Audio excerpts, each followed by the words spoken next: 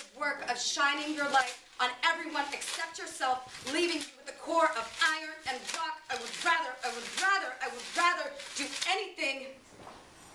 No. I'm gonna do everything. I was scared, which meant I had to do it. In the last days of one summer, quite a long time and not so very long ago, I hitchhiked along Highway 1 from LA to San Francisco to Eugene, Oregon. I've been traveling on these fake Greyhound bus passes that my friend made, but this was different, truly free. We traveled in groups of 2 or 3. I never traveled alone, and if anybody felt sketched out at any point, we would just trust our guts and wait for the next ride. A lot of people picked us up because they saw us as girls out on our own. Sometimes they were relieved to get into the car, when we got into the car, to see that one of us was a guy, and other times they referred to all of us as she. Sometimes they just motioned for us to get back in the back of the truck, and a lot of times that could be the best. We didn't have to talk to anyone, just wind, an open sky. There were crazy hippies, religious fanatics, a Hollywood stuntman turned trucker, and a guy that gave us a 4-foot freshly caught salmon when we were just about to run out of food. One time, we got picked up by a limousine. I'm not making this up. The guy who drove it gave romantic sunset tours along the ocean.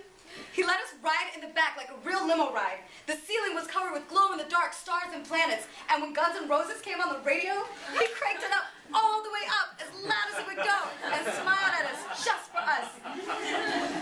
One night, along the Oregon coast, I laid on my back, looking up at a night sky full of stars. So many stars and constellations crowning my head. I thought about how my mother would tell me the story of Stardust. Quite a long time, and not so very long ago, we were born of a massive star. After shining for billions of years, a star's core turns to iron, and it explodes as a supernova. Gold, lead, and uranium are produced and shoot up into space with the force of the massive explosion. The remaining parts of the dying star mix with other matter and form new stars, some with planets. That's how our Earth was born, and why it is rich in these heavy elements.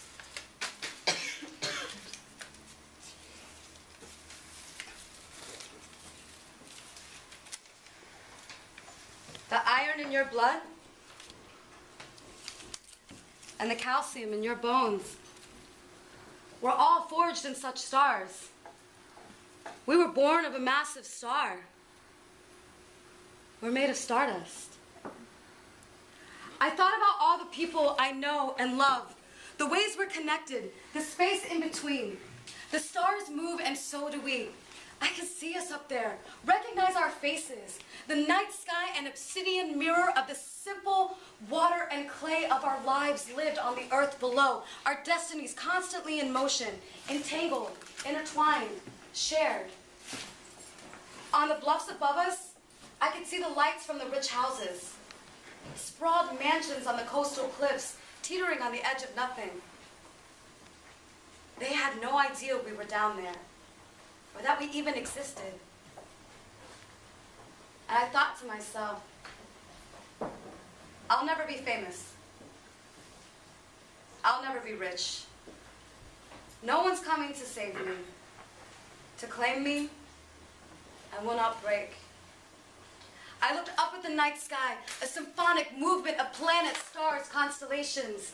I breathed in ocean and dozing firewood, feeling so very happy to be alive, so very thankful to be my mother's daughter, so very, very perfect to be exactly where I was in that salty, luminous night.